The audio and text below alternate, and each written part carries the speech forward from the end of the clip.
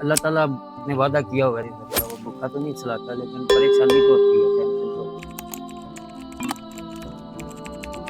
جہاں سے پہلے ٹوٹی تھی وہاں سے 1 انچ اوپر سے ٹوٹی، تو جیسے ٹانگیں میری پہلے ہی کمزور تھی، میری ٹانگوں کے پٹھے دونوں یہی دیکھ لیں کہ میں جیسے 1 2 4 قدم، یہ بھی میں چل نہیں سکتا ہوں لیکن میں اپنے آپ کو تھوڑی تکلیف دے رہا ہوں، چلنا شروع کروں شاید میں چلنا شروع کر دوں۔ میرا اچھا کام تھا ماشاءاللہ، اچھا کچن چلتا تھا، لیکن میں اب 10 ماہ ہو گئے گھر۔ اب 1 2 دن ایسے ہوا تھا کہ ہم نے کھانا ہی نہیں کھایا، اچانک سے آپی کی امی آئی ہے، انہوں نے دیکھا ہے کہ ان کے حالات ایسے ہیں، وہ آٹا دے کے گئے ہیں، گھی دے کے گئے ہیں۔ یہ جو مکان کی چھت ہے یہ کیا بارشوں سے گری یا پہلے ہی ایسے؟ بارش کی وجہ سے میرا فرنیچر بھی سارا خراب ہو گیا، کیونکہ خود تو میں اٹھ کے چل ہی نہیں سکتا۔ یہ میری چھت ایسے ہے جیسے آپ سمجھ لیں کہ یہ نل کا پانی کا۔ تھوڑے دن پہلے بس ایسے ہی میں گھر والوں کو کہہ رہا تھا کہ میں جا رہا ہوں کام پہ، میں ادھر کہتے آپ واش روم نہیں جا سکتے، آپ کام پہ کیسے جائیں گے؟ شعور ویلفیئر فاؤنڈیشن ایک رجسٹرڈ ادارہ پاکستان بھر میں فلاحی منصوبوں کے ذریعے انسانیت کی خدمت کر رہا ہے۔